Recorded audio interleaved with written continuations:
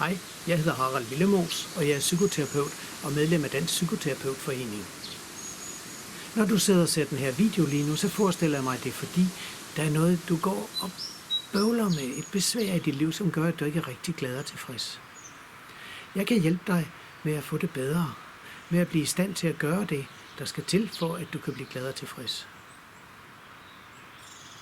Du kender måske oplevelsen af, at du har besluttet dig for at gøre noget, og så gør du det alligevel ikke.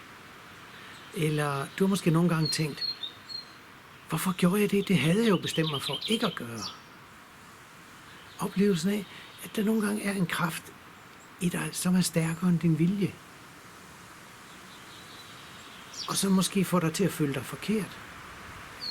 Det er det, ISDDP er rigtig effektivt til at hjælpe med.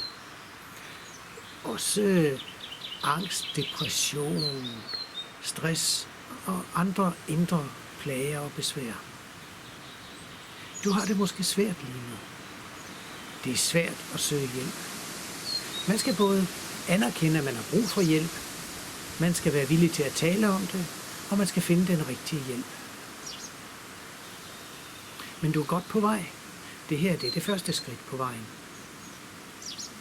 Du synes måske, at du skulle kunne klare dine problemer selv. Måske er du flov over, at du ikke kan.